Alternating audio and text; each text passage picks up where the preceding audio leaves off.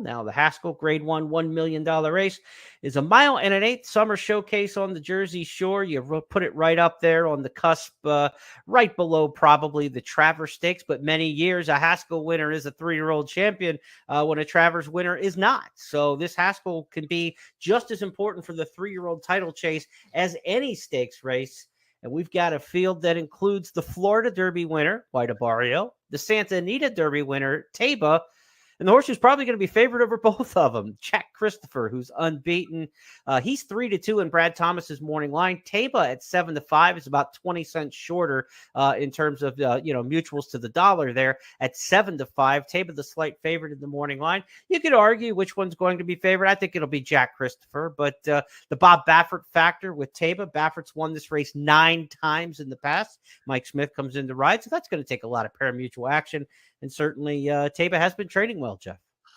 Well, Jack Christopher is going to be the favorite. Let's establish that. Okay, all right. Number one. I mean, look at his form. He's undefeated. He's never been tested. He's a Grade 1 winner. He's fast on figs. The other horse, Taba, is pretty much still unproven as far as I'm concerned. Right. And I don't know how far Jack Christopher really wants to run, but I always say first time around, 2 turns, they'll get it without any problems. If they just allow Jack Christopher to utilize his best weapon, which is his early speed over distance to ground, he should be able to make the running without being set. I'm fairly sure Chad Brown can read a racing form, and he knows Jack Christopher likes to be. You don't have to send him. Just don't do this. Let him run out of there, get to the front, and let him run his competition off their feet, which I'm fully expecting him to do. I think he's a fantastic racehorse. His Woody Stevens was a really kind of just nothing more than a procession. He figured to win the Pat Day Mile. He did that easily. Again, numbers are fast. He's healthy. He's sound. He's training well. I think Jack Christopher wires the field. As for Taba, yeah, he's working fast. Typical Bob Baffert. You watch his workouts on xbtv.com. He's under the pretty much of a drive in his workouts to best his workmates. I'm not that overwhelmed with the way he's been training. So I think Jack Christopher is the goods, and I mean 3-2. I'll take it right now. Thank you. Let's take a look at Jack Christopher in motion so you can see what all the hype is about. Here he was in the Woody Stevens back Belmont weekend. Jose Ortiz took a peek back on Jack Christopher, who has now taken over the lead. Jack Christopher willingly opening up here on the field. Jack Christopher passes the 8th pole, and he is pouring it on here. He is going to stay undefeated. Oh, Woody himself would appreciate this effort. It is Jack Christopher winning the Grade 1 Woody Stevens Stakes in 1 minute, 21 seconds. He's not going to be favored? Come on.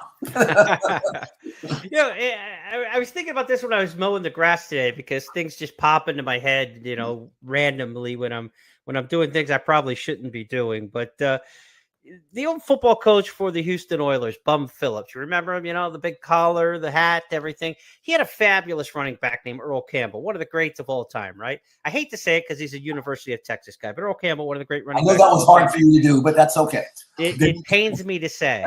But when they criticized the training camp one year with Earl Campbell, he couldn't complete the mile run. He was the greatest running back in the NFL at the time, and he couldn't run a mile without stopping and walking. And they said, Bum, are you concerned about Earl Campbell that he can't run a mile? He said, well, when it's 3rd and a mile, I'll give it to somebody else. I mean, it's one of the great lines from the old NFL films. And I guess for Chad Brown, he's saying, it's 3rd and a mile and an eighth, but we're giving it this time to Jack Christopher. We'll see if he can get the distance. We know he's fast. We know he's one of the great sprint backs, if you will, of what we've seen so far in this 3-year-old crop. Now we'll find out if he can get a mile and an eighth. Is he Earl Campbell? Is he Tony Dorsett? I don't know where he fits among the pantheon, but I guess we'll figure it out afterwards. It's 3rd and a mile and an eighth, Chad Brown. Give the ball to your star, Jack Christopher, and see how far he can take him. Jeff, you're all in on Jack Christopher here. I kind of think White Barrio is going to run a decent race because you talk about the speed, right? He's going to run those other horses off their feet. White Barrio seems like the horse now paired with Joel Rosario. Tyler Gaffalione stayed at Saratoga. Joel Rosario picks up the mount. He's a good finishing jockey, and this is one of those scenarios we talked about earlier in the podcast. When you've got a brilliantly fast horse who leaves everybody else's tongues wagging, give me the closer to come along for second. I think this really sets up nice for White Abarrio to get a good chunk. And it could happen. I always consider him to be a Gulfstream Park type of horse, but given the trip with Rosario and the fact that he's not going to try to run with Jack Christopher early, I'm not sure he could even if he wanted to. He could certainly clunk up and get second. Jack Christopher, though, in watching that race, he saw the Woody Stevens. He's like driving a car. He doesn't pull. He doesn't get rank. He doesn't run off. He's push button. So to me, he'll make the lead. I don't see anybody in here trying to go with him head and head early. I don't even think Taba's quick enough to do that, even if he wanted to. And to me, Jack Christopher is going to win this race, I believe, like a horse that would have to be taken seriously in the Travers. Now, that's a whole different set of rules in the Travers. I'm not saying he's going to win the Travers, but the way I believe he will win this race will allow his connections to dream about that.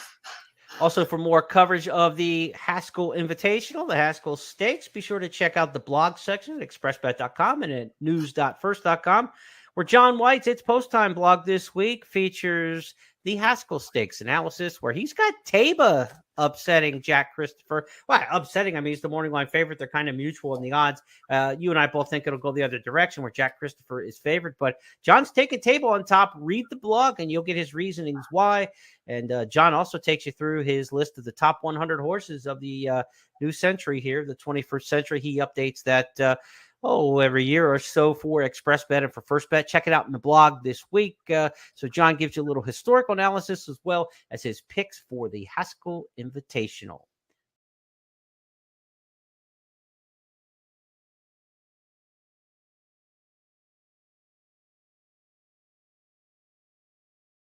We're ready for the start. They're off.